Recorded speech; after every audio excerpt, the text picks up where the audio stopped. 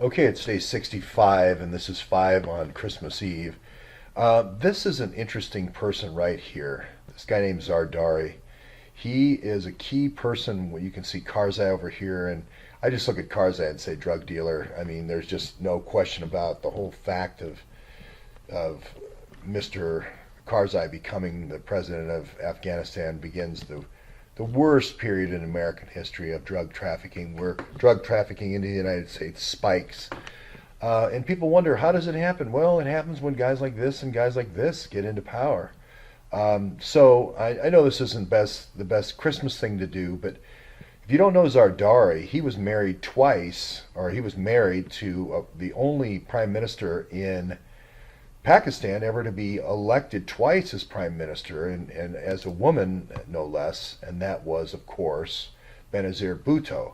Now, if you don't remember what happened to Benazir Bhutto, she was in the headquarters city of Rawalpindi, where the Pakistani ISI is, and this was a moment in time at the end of 2007.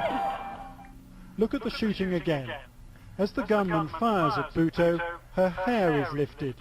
Her shawl is also seen to rise, and she falls inside her car. These images, broadcast for the first time, apparently contradicting the official version of events, which insists that Benazir Bhutto was not shot. Okay, and there you have it. That's the assassination of Benazir Bhutto. And you can see that Pakistan takes a turn for the worse. And again, this is when most of the time that Zardari is the president, it just becomes more of a drug transit nation, wanting to become something more than a drug transit nation, wanting to get involved more in the repilling type operations, more in the making of synthetics pharmaceuticals, and using that drug money to really increase the infrastructure, the national infrastructure. So you're Imran Awan, and this is all happening. Now, we don't know where Imran Awan is during this period of time, but these are the things that are going on. And I'll just go to some of the pictures here. Here's Biden visiting in 2009, and then we'll go to Obama with Karzai at, let's see, in May 2009. They had these trilateral meetings. So, Clinton and Zardari meet, and he's just a dark character. He's been so many times involved with, going all the way back to 1998 with Hillary Clinton, with all kinds of corruption charges and so forth. So when I talk about the drug traffic and talk about Imran Awan potentially being involved in drug traffic and so forth, this isn't something that I kind of made up. There's a lot of history here. We're talking about assassinations, where you shoot the person who is running the country, who's been elected twice as the prime minister, in the head in front of a whole crowd of people.